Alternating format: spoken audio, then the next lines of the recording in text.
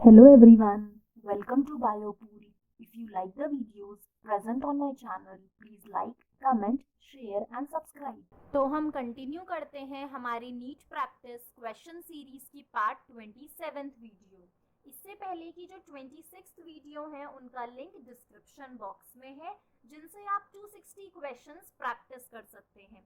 तो आज हमारा फर्स्ट क्वेश्चन है, specialised epidermal cells surrounding the guard cells are called. तो ये क्वेश्चन आपको एनाटॉमी ऑफ फ्लावरिंग प्लांट से पूछा गया है। हमने एपिडर्मल टिश्यूज इनके बारे में पढ़ा था, जहां हमने देखा कि जो आपके गार्ड सेल्स हैं उनके आसपास इस तरह के मॉडिफिकेशन होते हैं जिन्हें हम कहते हैं subsidiary cells. Question 2 is a river with an inflow of domestic sewage rich in organic waste may result in। तो यहाँ पे आपको क्वेश्चन पूछा गया है इकोलॉजी चैप्टर से 12th में कि एक आपका रिवर है जिसमें डोमेस्टिक वेस्ट डाला जा रहा है जो कि रिच इन ऑर्गेनिक वेस्ट है। तो हमें ये पता है जो भी आपका ऑर्गेनिक वेस्ट है वो एरोबिकली रेस्पायर करेगा और आपके ऑक्सीजन को कंज्यूम करेगा, that is dissolved oxygen in the water. तो अब आपका ये जो ऑर्गेनिक वेस्ट जो आपके रिवर में है उससे क्या होगा, death of fishes due to lack of oxygen. ये हमने पढ़ा भी है कि जब भी आपकी वाटर बॉडीज में ऑर्गेनिक वेस्ट इंक्रीज हो जाते हैं जिससे ऑक्सीजन कंजम्पशन बढ़ जाता है और जो आपकी फिशेस जो उस रिवर में रह रही हैं, उस एक्वेटिक बॉडी में रह रही हैं, उनकी डेथ होगी due to lack of dissolved oxygen. तो ये जो प्रोसेस है इसे हम यूट्रोफिकेशन भी कहते हैं, that is natural ageing of the river due to increase of nutrients. Question 3 है, a typical fat molecule is made up of.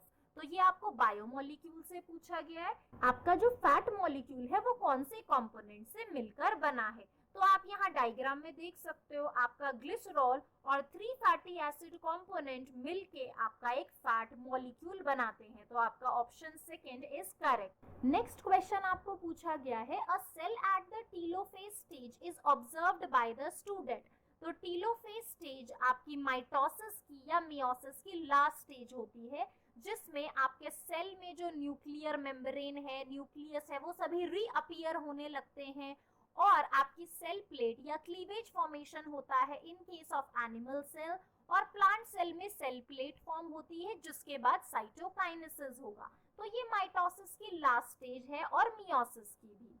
अब इसमें स्टूडेंट ने ऑब्जर्व किया और अपने टीचर को बताया कि जो सेल वो ऑब्जर्व कर रहा है टीलोफेज स्टेज में वो बहुत डिफरेंट है नॉर्मल सेल से, क्योंकि उसमें कोई भी सेल प्लेट फॉर्मेशन नहीं है, जिसकी वजह से क्या हुआ, एक सिंगल सेल में large number of chromosome collect हो गए। तो हमने एनियोप्लॉइडी के बारे में पढ़ा है, सोमा क्लोनल वेरिएशन के बारे में पढ़ा है एंड पॉलीप्लॉइडी। पॉलीटीनी आपका न्यू वर्ड है, तो सबसे पहले आपका आंसर होगा पॉलीप्लॉइडी। तो पॉलीप्लॉइडी वो कंडीशन है जिसमें आपके डिप्लॉइड सेल में या एक ऑर्गेनिज्म में एडिशनल सेट ऑफ क्रोमोसोम आ जाता है because of failure of cytokinesis. क्योंकि आपका कैरियोकाइनेसिस तो हुआ, डिवीजन तो हुआ, बट सेल साइटोकाइनेसिस के दौरान डिवाइड नहीं हो पाया। Next is एनियोप्लॉइडी। एनियोप्लॉइडी में क्या हुआ है, एक क्रोमोसोम का जो नंबर है वो इंक्रीज हो गया है। तो जैसा कि हमने एग्जांपल डाउन सिंड्रोम में पढ़ा था, ट्राइसोमी हो गई आपके क्रोमोसोम नंबर 21 की। तो यहाँ पे कोई एक स्पेसिफिक क्रोमोसोम नॉर्मल नंबर से ज्यादा प्रेजेंट है, तो दैट इज एनियोप्लॉइडी। फिर आता है सोमा क्लोनल वेरिएशन, जो हमने स्ट्रैटेजीज वाले चैप्टर में पढ़ा है, आपका चैप्टर 9 12th क्लास में। सोमा क्लोनल वेरिएशन कहते हैं कि जो जेनेटिक वेरिएशन आते हैं आपके प्लांट्स में, जिन्हें हमने ग्रो किया है with the help of somatic cell culture in vitro, means somatic cell से हमने प्लांट को ग्रो किया है। नेक्स्ट वर्ड है पॉलीटिनी।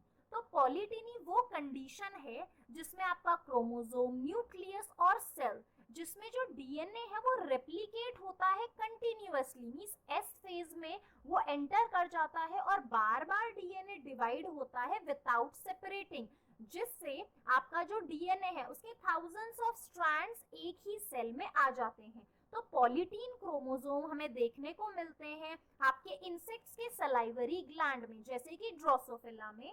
तो पॉलीटीन क्रोमोसोम बहुत ही लार्ज होते हैं और ये कहाँ मिलते हैं हमें? Salivary glands of insects. तो इनमें हाई लेवल ऑफ फंक्शनिंग देखी जाती है और ये फर्स्ट टाइम ऑब्जर्व किया था E.G. बाल्बियानी ने 1881 में। पॉलीटीन क्रोमोसोम के बारे में मैंने चैप्टर 5 में भी डिस्कस किया था 12th में। Question 5th is a foreign DNA and a plasmid cut by the same restriction endonuclease can be joined to form a recombinant plasmid using. तो यहाँ आपका एक फॉरेन डीएनए है और प्लाज्मिड है। तो बायोटेक से आपको क्वेश्चन पूछा गया है जिन्हें रेस्ट्रिक्शन एंडोन्यूक्लियस से कट किया गया, अब हमें इन्हें ज्वाइन करना है। तो ज्वाइन करने के लिए हमारा डीएनए लाइगेज है। टैग पॉलीमरेज हम यूज करते हैं आपके पीसीआर प्रोसेस में। EcoRI आपका रेस्ट्रिक्शन एंडोन्यूक्लियस है। पॉलीमरेज 2 आपके ये जो ट्रांसक्रिप्शन प्रोसेसेस है इनमें यूज होता है। क्वेश्चन 6 आपको इकोलॉजी से पूछा गया है। How many hotspot of biodiversity in the world have been identified till date by Norman Mayer? तो नॉर्मन मेयर के द्वारा कितने बायोडाइवर्सिटी हॉटस्पॉट रिकॉग्नाइज किए गए पूरे वर्ल्ड में? तो नॉर्मन मेयर ने बोला कि पूरे वर्ल्ड में 34 बायोडाइवर्सिटी हॉटस्पॉट्स हैं। अब बायोडाइवर्सिटी हॉटस्पॉट्स क्या होते हैं? वो एरिया जहाँ पे रिच डाइवर्सिटी हो आपके फ्लोरा एंड फौना की, मींस प्लांट्स एंड एनिमल्स की वेरियस वेराइटीज हो। करंटली अगर आपसे पूछा जाए कि वर्ल्ड में कितने बायोडाइवर्सिटी हॉटस्पॉट्स हैं तो आप लिखेंगे 36, बट नॉर्मन मेयर ने कितने आइडेंटिफाई किए? 34। और आउट ऑफ 36 जो टोटल बायोडाइवर्सिटी हॉटस्पॉट्स हैं, इंडिया में उन 36 में से 4 बायोडाइवर्सिटी हॉटस्पॉट्स प्रेजेंट हैं। इंडिया में है the Himalayas, the Indo Burma region, Western Ghats and the Sundaland. 7th question है the primary producer of the deep sea hydrothermal vent ecosystem.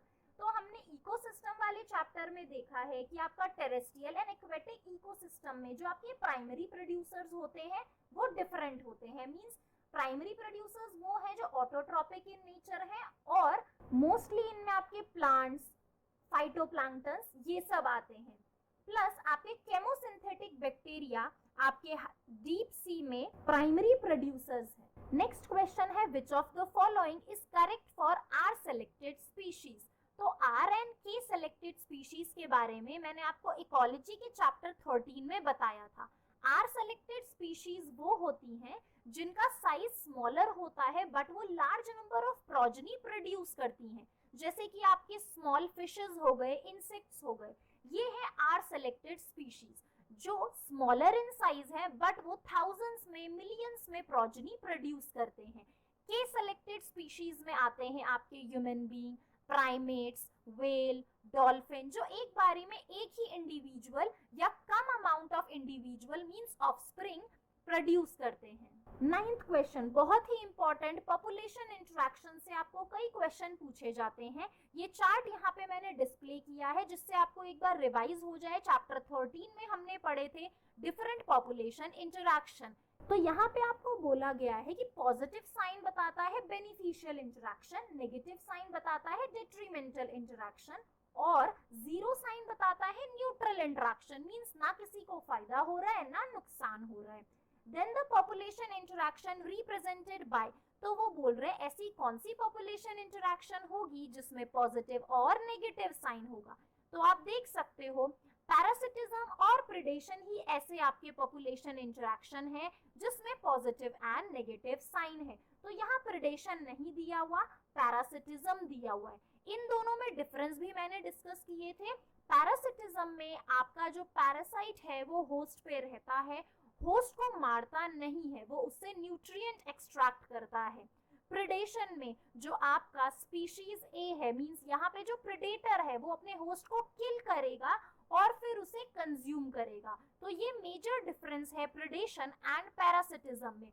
दोनों में साइन तो पॉजिटिव नेगेटिव है बट यहाँ पे एक जगह होस्ट अपने प्रे को किल कर रहा है और यहाँ पे जो पैरासाइट है वो अपने होस्ट को किल नहीं करता है, सिर्फ उससे न्यूट्रिशन डिराइव करता है। 10th question is which of the following is correctly matched. तो यहाँ पे आपको डिफरेंट टर्मिनोलॉजी दी है। स्ट्रैटिफिकेशन जो हमने इकोलॉजी में पढ़ा था, आरेनकाइमा आपके टाइप ऑफ पेरेनकाइमा सेल हैं जो बायोएनसी प्रोवाइड करते हैं आपके प्लांट्स को, जो कि एक्वेटिक इन नेचर हैं। एज पिरामिड्स, हमने पिरामिड्स पढ़े थे पॉपुलेशन के चैप्टर में। फिर आपको फोर्थ दिया गया है पार्थेनियम हिस्टेरोफोरस। तो पार्थेनियम आपका एक वीड प्लांट है which is threat to biodiversity. तो बायोडाइवर्सिटी कंजर्वेशन वाले चैप्टर में मैंने आपको बताया था कि ये एक एक्सोटिक स्पीशीज है जिसके इंट्रोड्यूस हो जाने से आपकी जो नॉर्मल प्लांट स्पीशीज हैं जो किसी एरिया में रह रही हैं, जो किसी निशे को ऑक्यूपाई करती हैं, ये उनके लिए बहुत ही डेंजरस है। प्लस ये आपकी पोलन एलर्जी भी कॉज करते हैं। तो यहाँ पे मैंने आपके लिए करेक्ट मैच दिए हुए हैं क्योंकि If you like the videos, please like, comment, share and subscribe. Thank you for watching the video.